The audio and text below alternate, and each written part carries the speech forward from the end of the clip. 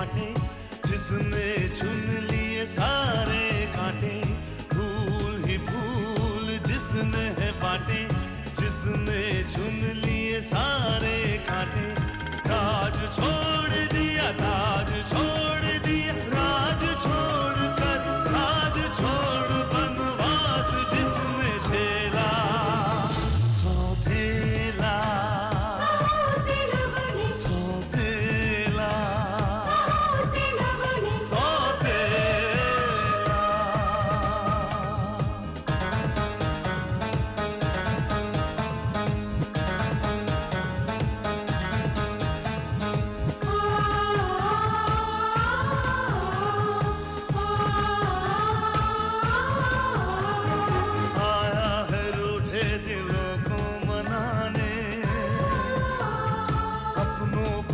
से वो अपना बनाने, और उसको अपना न माना किसी ने, न समझा किसी ने, न जाना किसी ने। साथ छोड़ दिया, हाथ छोड़ दिया, साथ छोड़ के हाथ छोड़ उसे कर दिया अकेला। सौतेला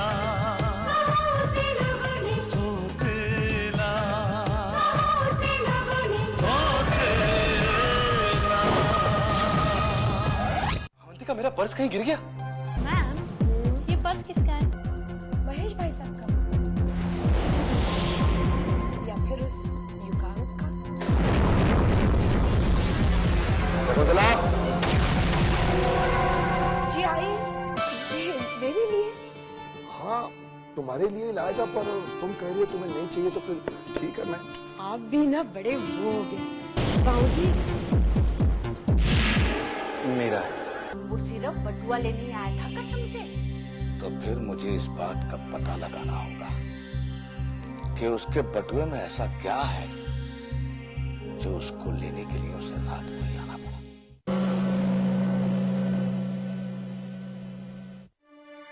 बहुत अच्छा लगा माँ, सबसे मिलके बहुत अच्छा लगा, लेकिन एक अजनबी की तरह।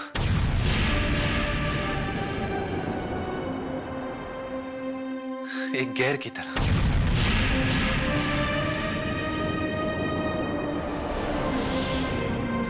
मां, मैं किसी को नहीं बता पाया कि मैं उनका अपना खून हूं, उनका अपना भाई हूं, उनका बेटा हूं। युगांक,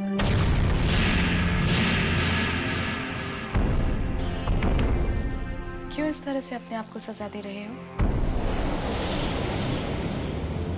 इस तरह से परछाइयों के साए में क्यों जी रहे हो? युगांक, जब तक तुम अपने परिवार को बताओगे नहीं कि सच्चाई क्या है, तब तक उन्हें कैसे पता चलेगा? अवंती का डर लगता है, बहुत डर लगता है अवंतिका के कहीं मुझे उनका प्यार नहीं मिला तो, कहीं उनका साथ छूट गया तो। डरने से तुम्हें कुछ हासिल नहीं होगा युगांक। अगर तुम्हें उनका साथ मिल भी गया तो जैसे दो अजनबी हमसफर बनकर चलने लगे, उससे ज्यादा कुछ नहीं। अगर तुम्हें उनका साथ चाहिए तो तुम्हें उन्हें सच्चाई बतानी पड़ेगी युगांक। मैं जानता हूं अवंतिका, सारी बात जानता हूं। मेरी बात में कई बार सोच भी चुका हूं, और शायद तुम कई बार कह भी चुकी हो, लेकिन अभी सच्चाई की तरफ कदम बढ़ाते हैं पांव कांपने लगते हैं। अगर ऐसा ही रहा ना युगांक, तो सारी जिंदगी तुम दीवारों और तस्वीरों से ही बात करते रह जाओगे। तुम्हें ना किसी का प्यार मिलेगा, ना साथ। याद रखना।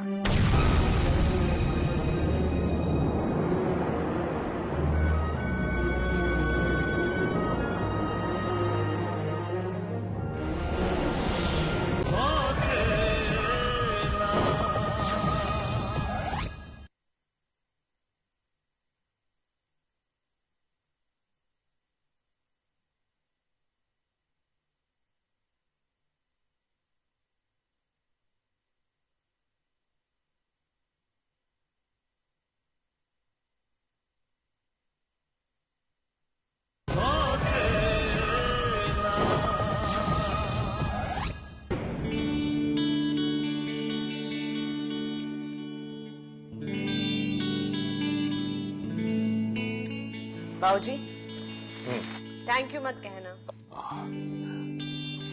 जीती रहो। माँ जी, बुआ जी। आए है लल्ली, चाय के साथ कुछ खाने को ना लाई?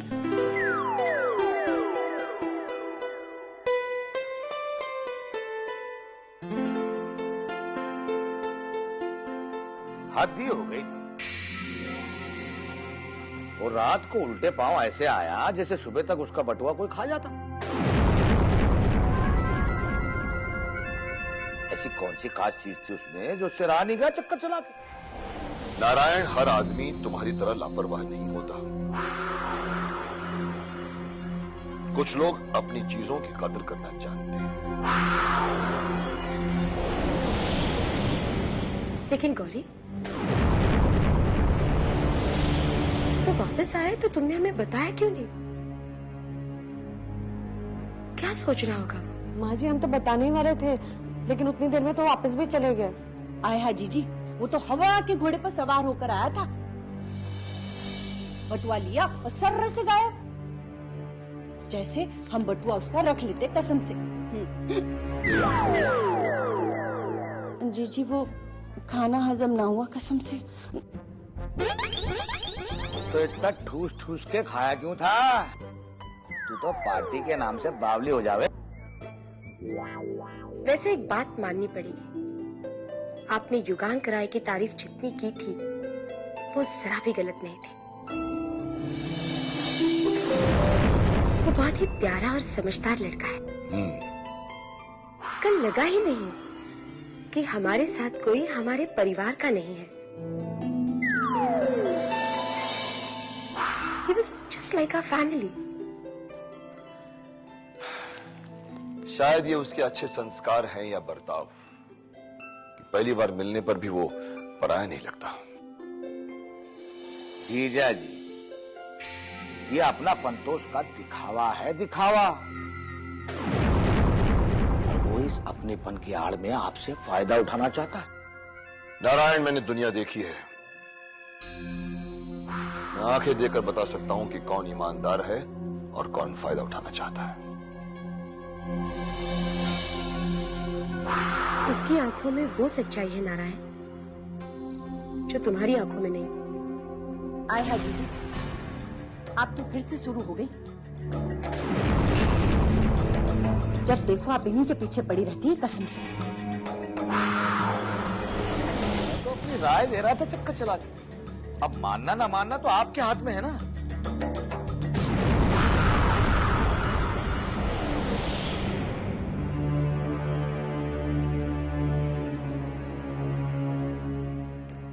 समझ में नहीं आता कि इसे और विशेष को युगांक से क्या प्रॉब्लम है। क्या तुम्हें भी लगता है शकुंतला कि ये युगांक किसी बुरे इंटेंशन से या अपने फायदे के लिए मेरा पार्टनर बनना चाहता है? नहीं, सच कहूं तो मुझे उसकी आंखें एक मासूम बच्चे जैसी लगी, जिसमें अभी तक सब कुछ जानने की जिज्ञासा हो, ललक हो, प्यास हो, जैसे उसका कुछ खो गया हो, जैसे वो किसी चीज को ढूंढ रहा हो। शायद प्यार और अपनापन।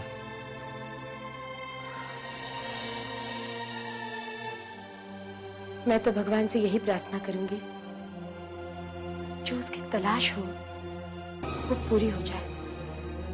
जिस चीज को वो ढूंढ रहा हो वो उसे मिल जाए।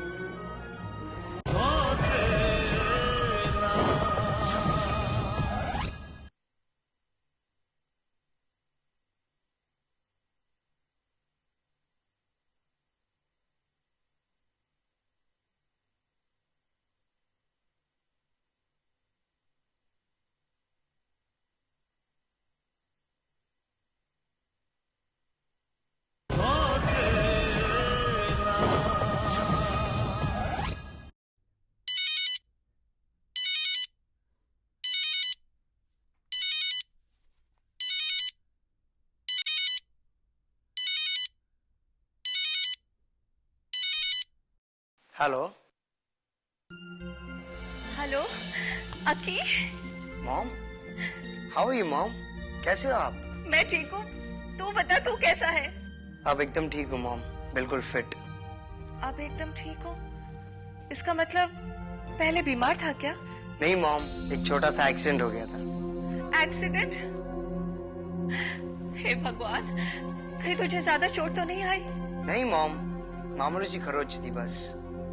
लेकिन तूने हमें बताया क्यों नहीं? कैसे बताता मॉम, मैं खुद हॉस्पिटल में 2 दिन तक बेहोश पड़ा था, और होश में आने के बाद आपको फोन करके परेशान करने से क्या होता? अब समझ में आया कि तेरा फोन क्यों बंद था। जानता है मेरा दिल कितना घबरा रहा था। मुझे लग रहा था कि तू जरूर किसी परेशानी में फंस गया होगा।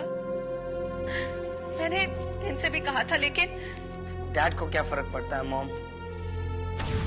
मैं अगर मर भी जाऊं तो उन्हें दुख नहीं होगा। नहीं बेटा, ऐसा नहीं कहते। तुम्हारे डैड ऊपर से नाराजगी दिखाते हैं, लेकिन दिल से वो तुम्हें बहुत प्यार करते हैं।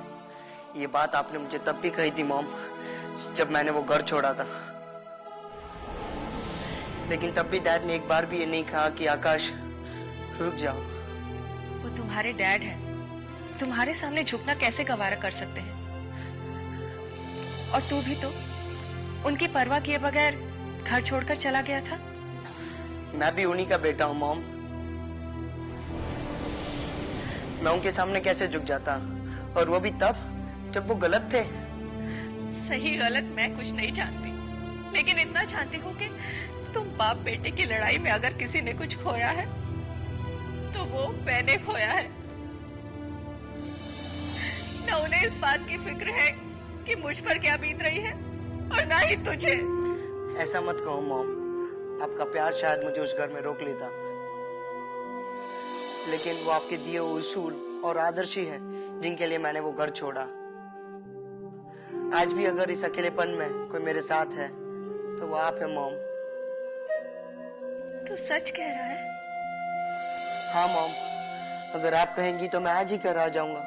लेकिन आप ही बताइए, जिस बेईमानी, जुर्म और बुराई के पैसों पर डैड ने अपना आलीशान घर बनाया है, क्या उस घर में रहकर मुझे उसका हिस्सेदार नहीं बनना पड़ेगा? क्या उस पैसों पर ऐश करके मैं भी उस जुर्म का भागीदार नहीं बनूंगा जो डैड कर रहे हैं? क्या वो बुराई मुझे भी उस रास्ते पर चलने के लिए मजबूर नहीं कर देगी जिस रास्ते पर डैड चल रहे हैं? बोलिए मॉम, अगर आपको लगता है कि मैं गलत हूं तो मैं आज ही घर वापस आ जाऊंगा। बताइए मॉम, क्या मैं गलत हूं?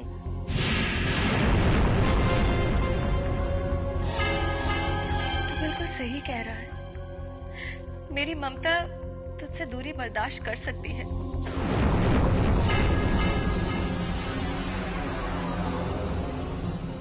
लेकिन तुझे उस दुनिया में जाते हुए नहीं देख सकती जिसमें तेरे डैड जी रहे हैं।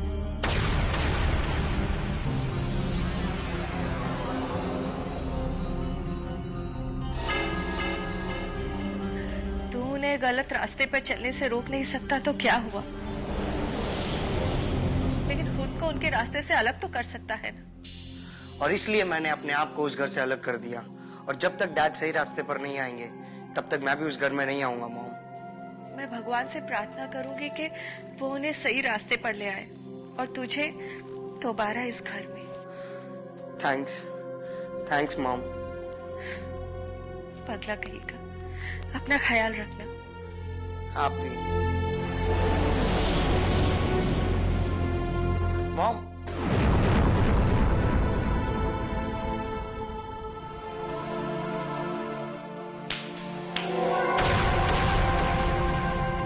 वाह भाभी वाह,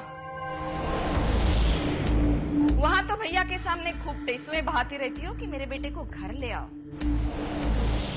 उसके बिना मेरी जिंदगी अधूरी है, मेरी गोद सूनी है, और यहाँ अपने बेटे को घर ना आने के लिए भड़का रही हो। ये उसूलों की बातें हैं केतकी, तुम नहीं समझ पाओगी। आप और आपका बेटा कौन से उसूलों की माला जपता रहता है, ये मेरी समझ में नहीं आता। अरे आज के जमाने में तो शराफत से पेट भी नहीं भरता, तो इतना ऐशो आराम कहां से मिलेगा?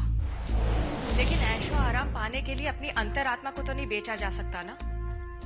अच्छा, अगर इस घर में रहकर आपकी अंतरात्मा पर इतना ही बोझ है, तो फिर ये घर छोड़कर आप अपने बेटे के पास क्यों नहीं चली जाती? अपने पति का घर छोड़कर चले आना तुम्हारे लिए मामूली बात होगी केतकी, मेरे लिए नहीं। मुझे सिर्फ माँ का फर्ज ही नहीं, पत्नी का भी धर्म निभाना है, जो मैं निभा रही हूँ। इसके लिए मुझे अगर अपने पति के पापों का भागीदार भी बनना पड़े तो मुझे मंजूर है।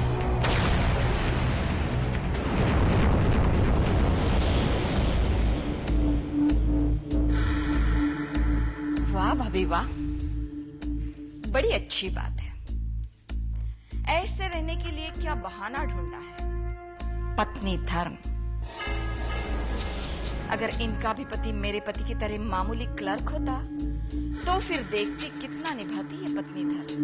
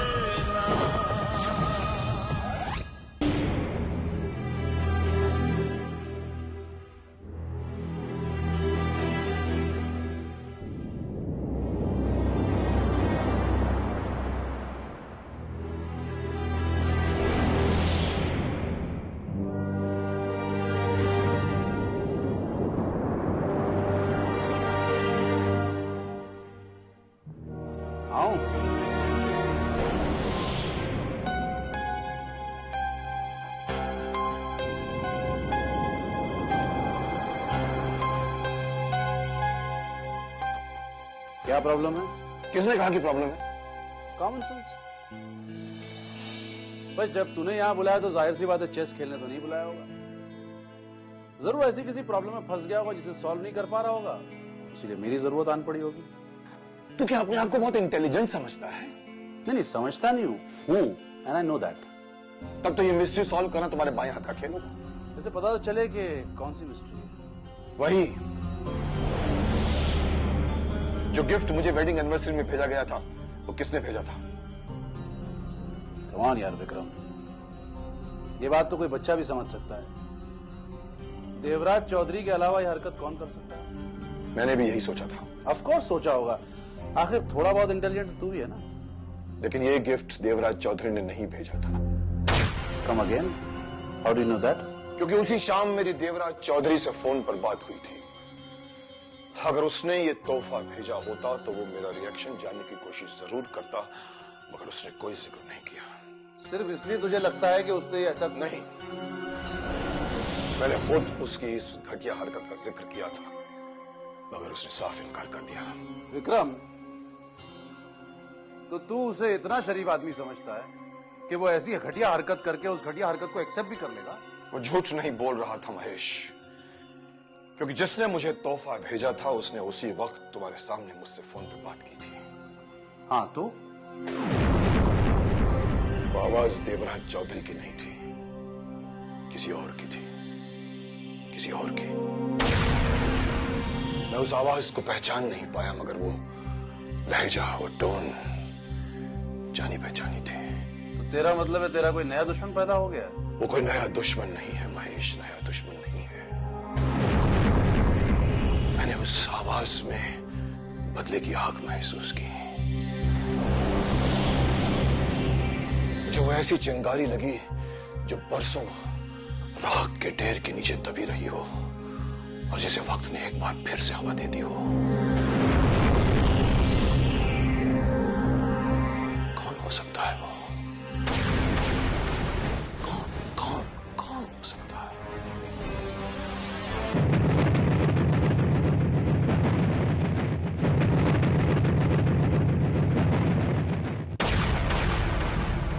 आंखों में ख्वाबों की बारात लेके, होठों पे गीतों की सौगात ले मोहब्बत के जज्बात लेके आया था कितनी खुशी साथ ले